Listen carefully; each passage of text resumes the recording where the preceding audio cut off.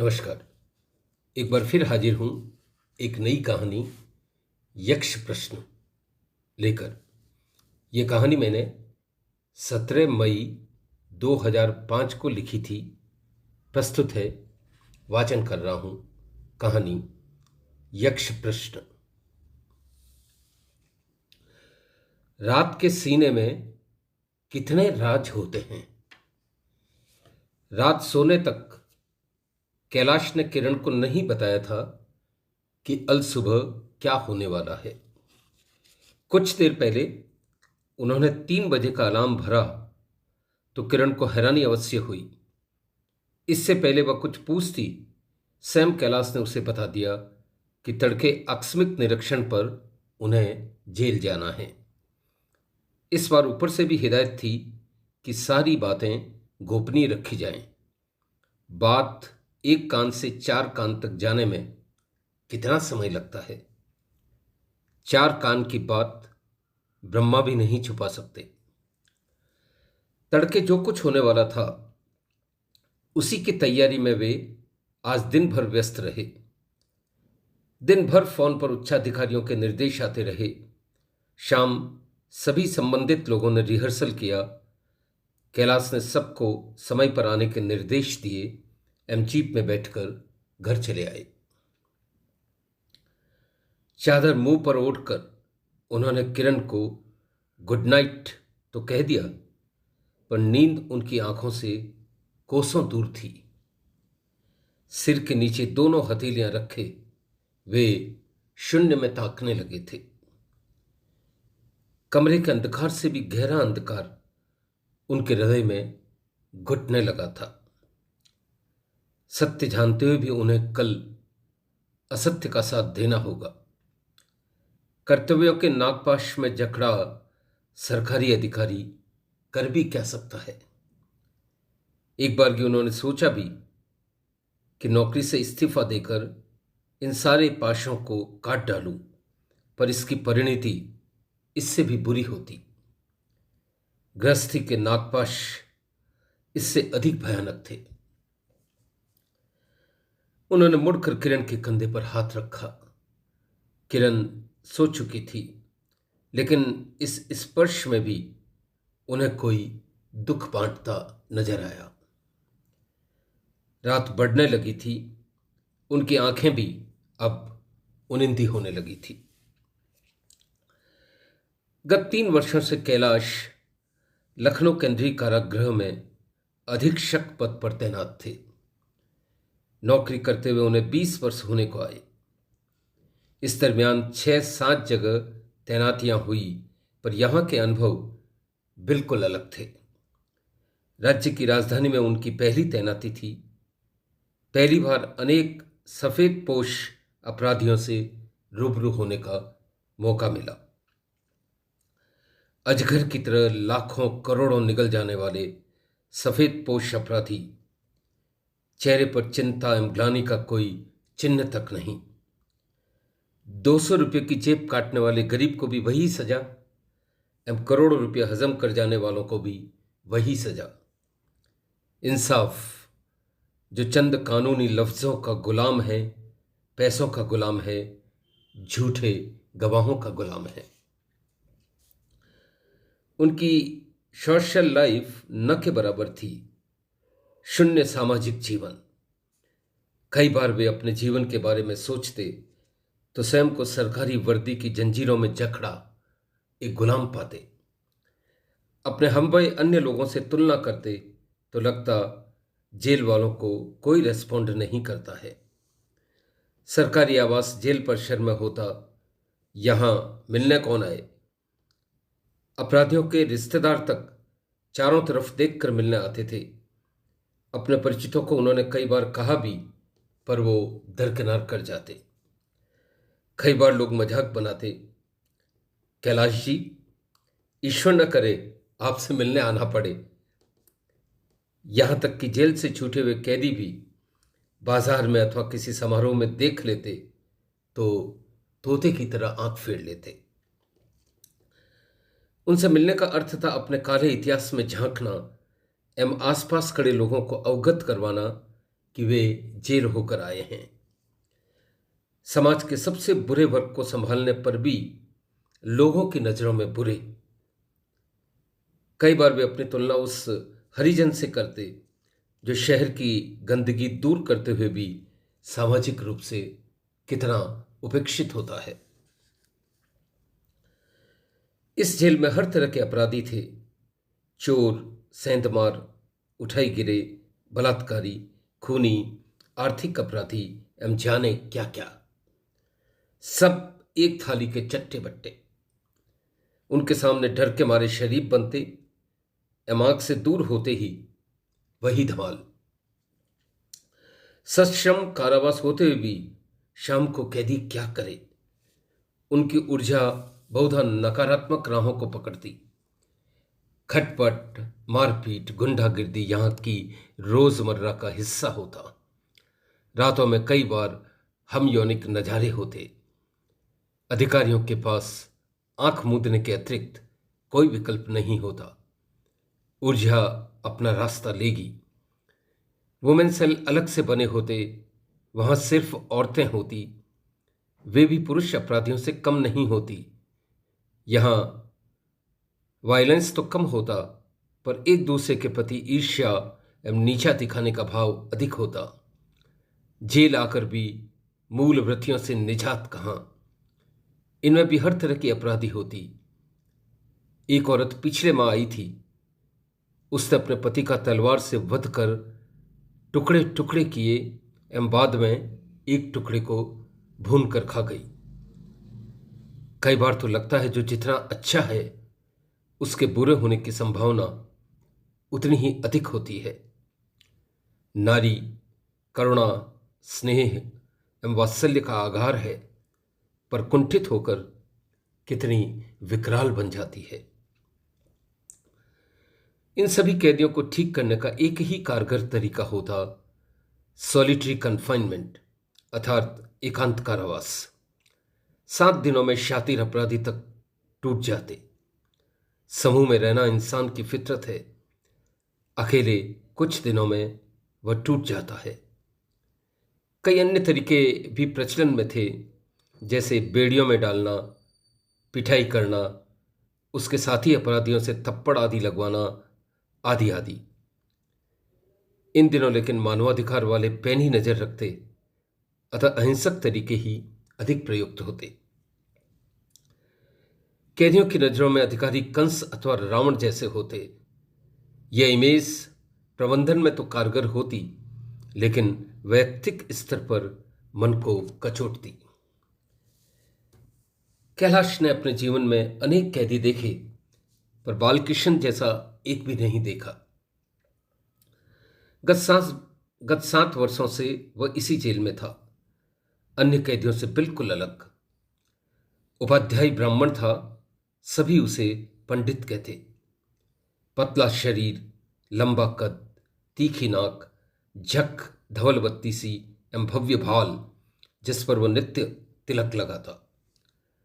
उसके व्यक्तित्व में एक विशिष्ट दर्प एवं व्यवहार में असाधारण गरिमा थी। वह एमए पास था। उसे रिकॉर्ड्स, स्टॉक एवं कैदियों की उपस्थिति का काम करना होता था। काम में उसने कभी कोताही नहीं बरती। उसके सटीक चमत्कृत निर्णयों की सर्वत्र सराहना होती। जेल के कानून कायदे अब तक उसे कंठस्थ थे। उसकी दिनचर्या भी नियमित थी।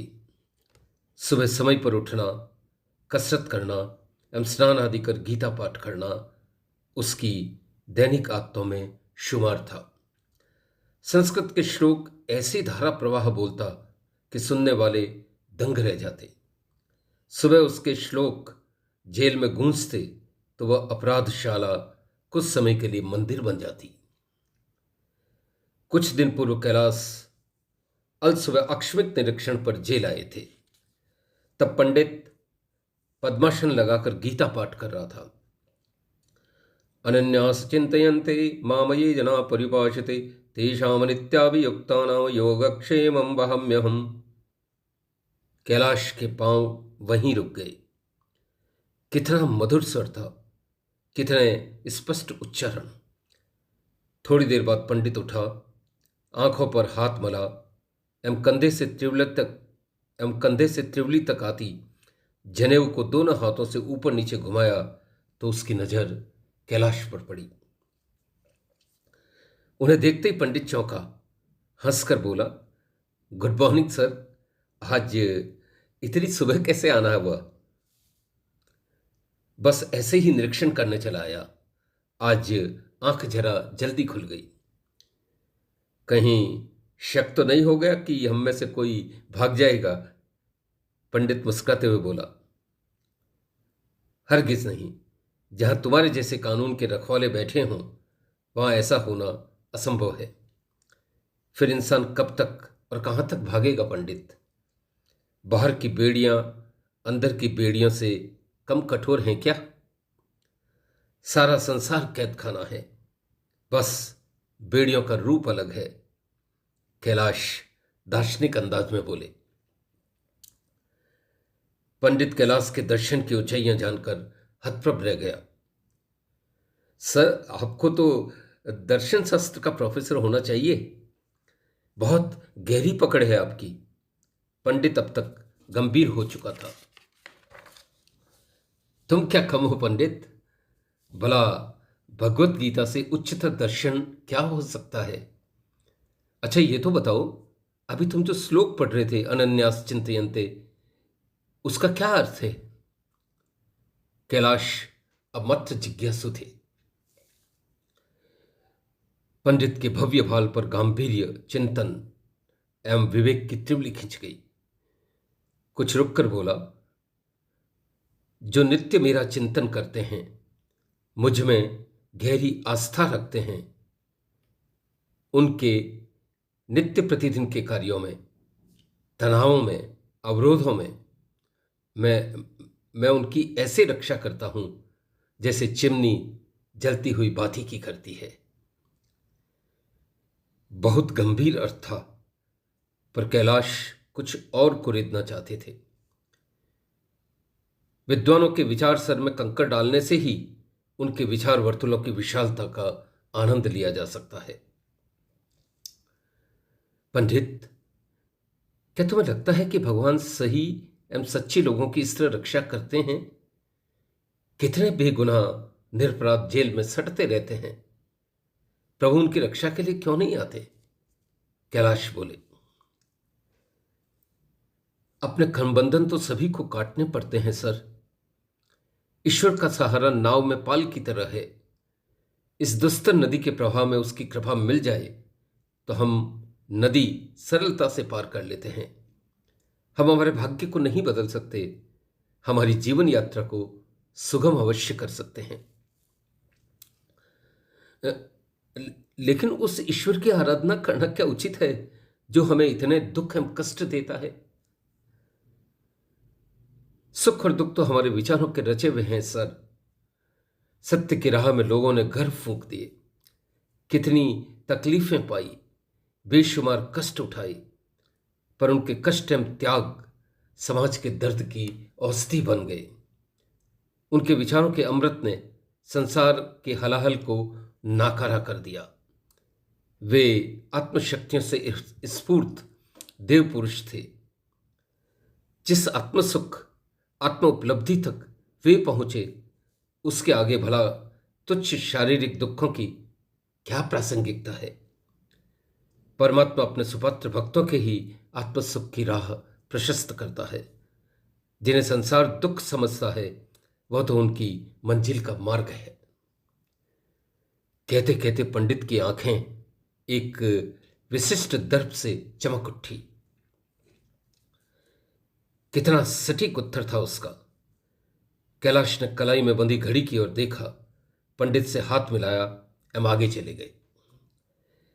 पंडित के जवाब ने उनके मन में उथल पुथल मचा दी। स्ट्रेस मैनेजमेंट यानी तनाव प्रबंधन में आध्यात्मिकता का पुट आ जाए तो मनुष्य कठोर तनाव में भी रास्ता बना लेता है। कैलाश मनुष्य को सर्वोपरि मानते थे। जेल को उन्होंने सुधार गृह बना दिया था। उनकी कार्यशैली अन्य अधिकारियों से भिन्न थी। कठोर प्रशासन करते हुए भी कई बार उन्हें लगता कि भेड़ बकरियों एवं मनुष्य को रखने के तरीके में अंतर होना चाहिए। मनुष्य आखिर मनुष्य है, उसमें बुद्धि है, विवेक है, विकास की संभावनाएं हैं। जेल में उन्होंने कई बार प्रवचन, योगा, नाटक एवं अन्य कैंप्स इत्यादि करवाए थे। अपने गहरे अनुभव से उन्होंने जान लिया था कि जन्म से कोई अपराधी नहीं होता, उसे अपराधी बनाता है उसका परिवेश, वातावरण एवं संस्कार। परिवेश एवं परिस्थितियों की नींवों पर ही मनुष्य के व्यक्तित्व की इमारत खड़ी होती है। तथाकथित सुसंस्कृत लोगों का जन्म भी अगर इन अंधी गलियों में होता तो वे भी ऐसे ही होते। क्यों मंदिर का तोता राम राम करता है, क्यों बुरे व्यक्ति के घर का तोता गालियां देता है। पशु पक्षी तक परिवेश के प्रभाव को नहीं नकार पाते। गलत परिवेश में पैदा होने वालों पर दोहरा जुल्म हो जाता है, उनका बचपन विकृत हो जाता है एवं यौवन अपराधी। सजा देने वाले जज उनकी पृष्ठभूमि का कभी आकलन नहीं करते। कानून का काला चश्मा उन्हें मनुष्यता का धवल पक्ष देखने ही नहीं देता। कैलाश पंडित के व्यक्तित्व एवं व्यवहार से अत्यधिक प्रभावित थे। एक शाम वह रिकॉर्ड सीट देने आया तो उन्होंने उसे सामने कुर्सी पर बैठने को कहा। उन्होंने घंटी बजाई एवं सिपाही को 2 चाय भेजने के लिए कहा। पंडित के मन में आशंकाओं के बादल उमड़ने लगे। कुछ देर औपचारिक बातें हुई। इसी दरम्यान सिपाही चाय रखकर चला गया। चाय की सिप लेते हुए उन्होंने पंडित से वार्ता प्रारंभ की। कैलाश की आंखों में अनेक प्रश्न तैरने लगे थे। पंडित, मुझे जेल में कार्य करते हुए वर्षों हो गए। असंख्य अपराधी मेरी आंखों के आगे से गुजर गए। अब तो ये आंखें भीड़ में भी अपराधी को ढूंढ लेती है। लेकिन जब भी मैं तुम्हें देखता हूं, स्वयं अपराध बोध से ग्रस्त हो जाता हूं। यह स्थान क्या तुम्हारे जैसे सज्जन लोगों के लिए है? पंडित, बुरा ना मानो तो मैं ये जानना चाहूंगा कि आखिर ऐसा क्या हुआ कि तुम्हें अपने सगे भाई का खून करना पड़ गया? पंडित को मानो पका बाल तोड़ छू गया। स्मृतियों के शांत तालाब में किसी ने भारी पत्थर डाल दिया। उसकी आंखें अतीत में झांकने लगी। वर्षों पुराना घाव हरिया गया। आंखों की कोर से आंसू हटाते हुए बोला, सर, खून तो मैंने किया ही नहीं। मैं ईश्वर की शपथ उठाकर कहता हूं कि यह अपराध मैंने कभी नहीं किया। मेरा छोटा भाई तो मेरी आंख का तारा था, भला मैं उसका खून क्यों करता? कहते कहते उसका गला रुंधाया। फिर ऐसे कैसे हो गया पंडित? कैलाश की आंखें फैलने लगी थी। दरअसल ये सजा मैंने सत्य न्याय की राह में पाई। मेरे गांव के ठाकुर से बिल्कुल नहीं बनती थी। वह एक दुर्दांत क्रूर आतताई था। किसानों खेतीहरों का भरपूर शोषण करता, भोले भाले किसानों को बहलाकर अथवा डर बताकर उनकी जमीनें हड़प लेता। कईयों की जमीन पर उसने अतिक्रमण कर लिए। मैं गांव में पढ़ा लिखा व्यक्ति था। गांव वाले मेरे पास गुहार लेकर आते। मैं उनकी समस्याओं के समाधान का प्रयास करता। उनकी उलझने, कानूनी पेचीदगियां आदि दूर करने में उनकी मदद करता। ये सभी बातें ठाकुर के हितों एवं दुष्प्रयोजनों पर अंकुश लगाती। गांव वाले मुझे मसीहा मानते, पर ठाकुर के लिए मैं आंख का कांटा बन चुका था। उसे मैं फूटी आंखों नहीं सुहाता। एक बार ठाकुर ने धोखे से एक काश्तकार की जमीन पर अतिक्रमण कर लिया। उस गरीब ने अपनी पगड़ी ठाकुर के चरणों में रख दी। मालिक, अन्नदाता जैसे ऊंचे शब्दों की दुहाई दी, पर अहंकार एवं उन्माद से भरे ठाकुर ने उसकी एक न सुनी। थक हार कर वो मेरे पास आया। उसे लेकर मैं जिलाधीश के पास गया। उन्होंने पटवारी को बुलाकर लताड़ा एवं काश्तकार को उसकी जमीन वापस दिलवाई। उसके बाद तो गांव में मेरा सिक्का जम गया। 1 से 2 एवं 2 से 3 सबको अपने हक मिलने लगे। ठाकुर जल भुनकर राख हो गया। बस यहीं से मेरे बुरे दिनों का श्री गणेश हो गया। इसी दरमियान मेरे छोटे भाई का प्रेम विवाह हुआ। यह प्रेम उनके बीच कब हुआ एवं कब पनपा, इसकी मुझे भनक भी नहीं लगी। विवाह के कुछ रोज बाद मेरे अनुज को पता चला कि उसकी पत्नी ठाकुर की रखेल थी। ठाकुर ने ही हमें जलील करने के लिए यह चाल चली थी। एक रोज ठाकुर ने मेरे अनुज को गढ़ में बुलवाया। वह वहां पहुंचा तो उसकी पत्नी ठाकुर की गोद में पड़ी थी। वह डायन जले पांव की बिल्ली की तरह अपना धर्म बदलती थी। तैश में मेरे भाई ने ठाकुर को बुरा भला कहा। सांप की भाप भी बुरी। ठाकुर फुफकार कर उठा। मेरे अनुज की नशों में लहू उफन आया। कलेजे में हल जुत गए।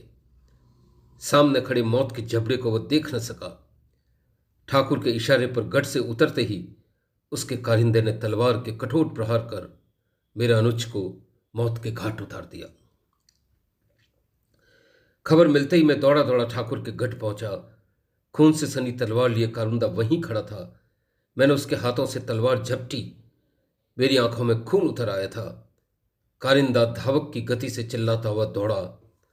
इसने अपने भाई का खून कर दिया है एवं मुझे मारना चाहता है।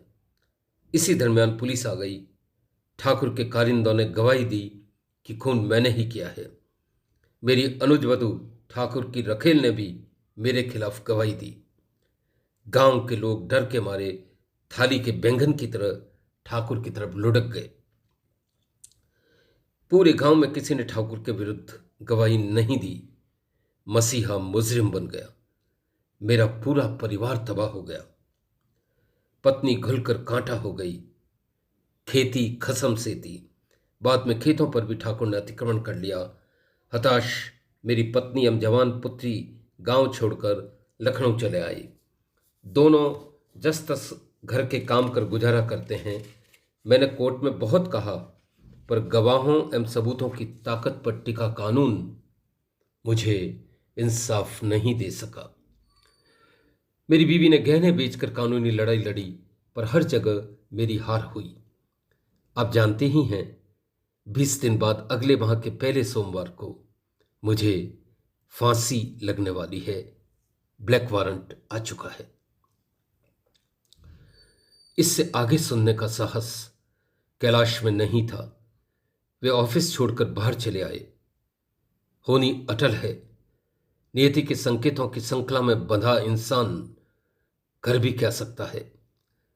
मनुष्य देव मृग्या नहीं तो और क्या है। सुख के पहाड़ पर खड़ा इंसान कब दुर्भाग्य के अंधी खाइयों में गिरता है, पता ही नहीं चलता। समय सरिता दिन रात के 20 मोड़ लेते हुए यूं बह गई। सुबह 3 बजे उठकर कैलाश तैयार हुए, वर्दी पहनी, कैप लगाई एवं बाहर आकर जीप में बैठ गए। ड्राइवर ने गाड़ी स्टार्ट की। जेल परिसर उनके घर से करीब 300 कदम दूर था। बारिश के दिन थे। घने काले बादलों में चांद चुप सा गया था।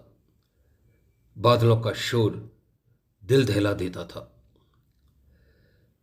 कल शाम ही पंडित की पत्नी एवं बेटी उससे मिलकर गई थी। दोनों बिलख बिलख कर रो रहे थे। कैलाश वहीं खड़े थे। उनका कलेजा फटने लगा था। यह फंदा पंडित के गले में नहीं, 3 निर्दोष लोगों के गले में पड़ने वाला था, और यह कार्य कैलाश के नेतृत्व में होना था। कैलाश जेल पहुंचे। जेलर ने बताया कि सारी तैयारियां हो चुकी है। डॉक्टर, जल्लाद, मजिस्ट्रेट, सभी संबंधित अधिकारी एवं सिपाही एक मनुष्य का अंत करने के लिए समय पर पहुंच गए थे। पंडित की अंतिम इच्छा कैलाश ने ही पूछी। मन बिलख बिलख कर रोना चाहता था, पर कर्तव्य के बांध आंसुओं को रोके हुए थे। अंतिम इच्छा के रूप में उसने यही कहा, सर, अपना दिल भारी मत करना। मैं जानता हूं आप अत्यंत संवेदनशील है। मेरी अंतिम इच्छा यही है कि मुझे फांसी पर लटकाते समय आपकी आंखों से एक भी आंसू न निकले। मैं आपके चेहरे पर कर्तव्य का दर्प देखना चाहता हूं। कैसी अद्भुत अंतिम इच्छा थी उसकी। सत्पुरुष मरते हुए भी कुछ देकर जाते हैं। संसार से पूर्णतः उऋण होकर जाना ही शायद उन्हें शोभा देता है। कॉरिडोर से होते हुए सभी फांसी स्थल के नीचे आकर खड़े हो गए। कॉरिडोर से वहां तक कुछ सीढ़ियां थी। ऊपर जाने से पूर्व पंडित कुछ पल के लिए रुका, कैलाश की ओर देखकर बोला, क्या आपको मेरी आंखों में जरा भी भय नजर आता है? 100 जन्म भी मिले तो सत्य की राह में मरना चाहूंगा।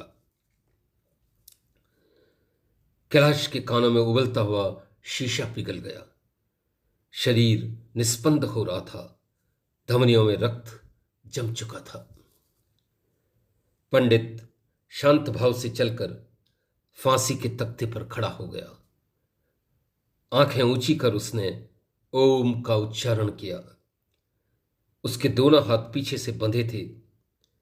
जल्लाद ने मुंह पर काला कपड़ा लगाया एवं गले में फंदा कसा। कैलाश के साथ खड़े मजिस्ट्रेट ने हाथ नीचे कर संकेत दिया। लीवर खींचते ही पल भर में एक जीवित इंसान मृत्यु के झूले पर झूल गया। क्षण भर के लिए आकाश नीचे गिर गया। दीवारों के पाषाण तक भय से रोमांचित हो उठे। कैलाश ने जेलर को बाकी सारी औपचारिकताएं पूरी करने के निर्देश दिए। तेज गति से चलकर वे बाहर आए। उनमें एक पल ठहरने की भी हिम्मत नहीं बची थी। अपनी सारी शक्तियां तो उन्होंने पंडित की अंतिम इच्छा पूरी करने में लगा दी थी। उसके शब्द अब भी उनके कानों में गूंज रहे थे, सर, मेरी अंतिम इच्छा है कि आपके एक भी आंसू नहीं निकले। ऊपर आसमान काले बादलों से भर गया था। तेज बूंदें टपकने लगी थी। गिरती हुई बूंदें मानो कैलाश से कह रही थी, तुमने आज मनुष्यता को फंदे पर लटकाया है। तुम आंसू नहीं बहा रहे हो तो क्या अभी आसमान इतना निष्ठुर नहीं हुआ है? यह फंदा समीचीन यक्ष प्रश्न के गले में भी लटक रहा था। क्या फांसी की सजा जायज है? अगर आंख के बदले आंख एवं हाथ के बदले हाथ लेने का सिलसिला जारी रहा तो यह दुनिया अंधी लूली हो जाएगी। अगर जान के बदले जान ली गई तो मनुष्यता का ही अंत हो जाएगा। मनुष्य फिर मनुष्य में कब झांकेगा? मनुष्य के विकास की संभावनाएं फिर कब जागृत होगी? कहीं दूर तेज बिजली कड़की थी। ड्राइवर कह रहा था, सर, बादल फट गया है। यह प्रकृति का क्रोध था अथवा उसके भर आई हृदय का क्षोभ? इतना सोचने का विवेक अब कैलाश के पास कहां बचा था? धन्यवाद। यही थी कहानी।